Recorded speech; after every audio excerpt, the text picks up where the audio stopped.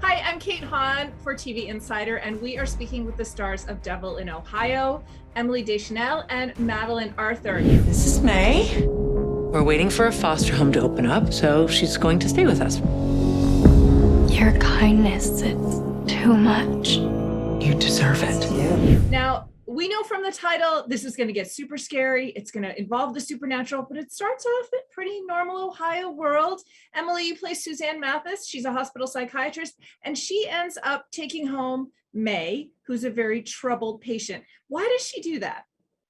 Well, as the show goes on, certain things are revealed about Suzanne that explain why she, makes this huge ethical breach and brings a patient home to her own family. But she does, she does try to find homes for her. May's kind of stranded. She escapes a terrible situation at home.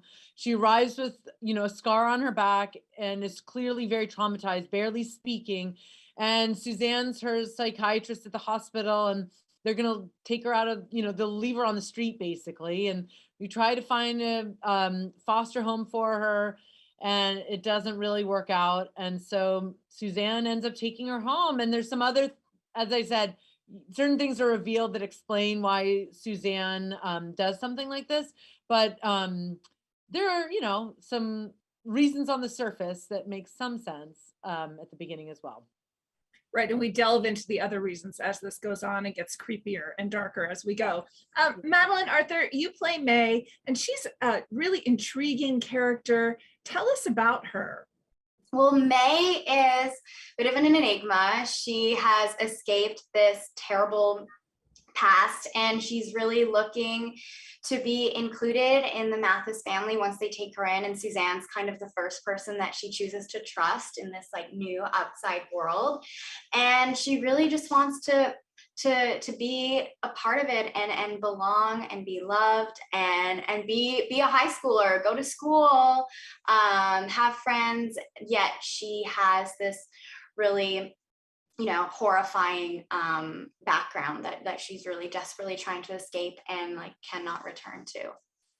And how does this new addition affect the family, Suzanne's family, her kids? Well, it evolves. There's lots of twists and turns, but I think at first, my character has 3 daughters already, so then you're bringing in a 4th girl into the family, and at first the 3 daughters are skeptical, and there's a daughter who is the same age as May's character, and so at first she's skeptical, and then she takes her in, and then you'll see there's twists and turns with what May does because of her trauma and different things. She behaves in different ways, and a lot of ways, like Madeleine said, she just wants to be a teenager and assimilate into that culture of high school in America. And so you see her try to do that. And so this whole thing plays with trust and suspicion and good and what's good and what's bad and what's evil and what's good. And so I think it kind of, you go into these gray areas of what's right, what's wrong. Yeah. All that. It's interesting. Well, and what's good and what's evil, right? Because it's the devil in Ohio. So how deeply do we get into that evil supernatural side of the story? Do all of these people end up in danger? Well, I think I guess you can answer too, Emily, but I think that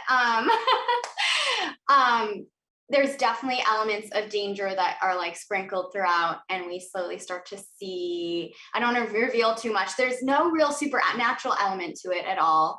But they definitely, I don't know, I'm worried I'm going to spoil too much. We do dive into, May's background, which is pretty scary, and where she comes from, her community. And so it's really, we don't have to be scared of many supernatural things here. It's human beings that are this scary entity in this show.